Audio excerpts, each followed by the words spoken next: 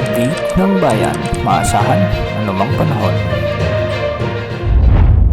Magandang araw po sa ating lahat. Narito na ang pinakuling update sa magiging lagay ng ating panahon sa araw na ito at sa mga susunod na araw. Sa kasalukuyan ay amihan ang weather system na nakakaapekto sa malaking bahagi ng ating bansa, lalo na sa Luzon at Visayas ngayong araw hanggang sa mga susunod na araw. Samantala, umiiral naman ang shear line na magdadala ng mga maulap na kalangitan at kalat-kalat na pagulan at isolated thunderstorms sa may Eastern Samar, Dinagat Island, Surigao del Norte, Surigao del Sur at Davao Oriental. Mag-ingat po dahil posible ang banta ng mga biglaang pagbaha o pagguho ng lupa, lalo na kung may mga umiiral na katamtaman hanggang sa minsan ay malalakas na pagulan. Samantala, amihan naman ang magdadala ng maulap na papawirin at mga mahihinang pagulan sa may Cagayan Valley at Aurora. Sa nalalabing bahagi ng Mindanao, Samar, Leyte at Southern Leyte, asahan naman ang bahagyang maulap hanggang sa maulap na kalangitan na may mga isolated rain showers and thunderstorms dulot ng localized thunderstorms. Mag-ingat po dahil posible rin ang banta ng mga biglaang pagbaha o pagguho ng lupa,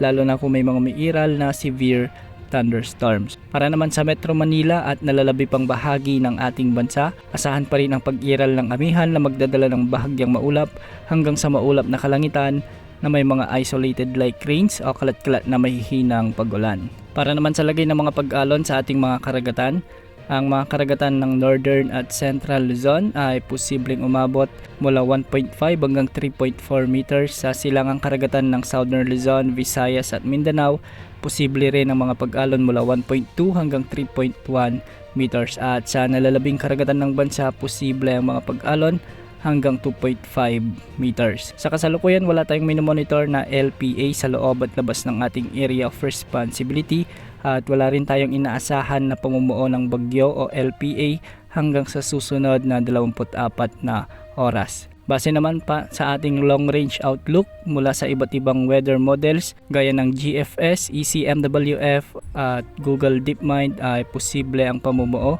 ng mga samalang panahon sa mga susunod na araw. Tabayan na ng mga updates ukol dito.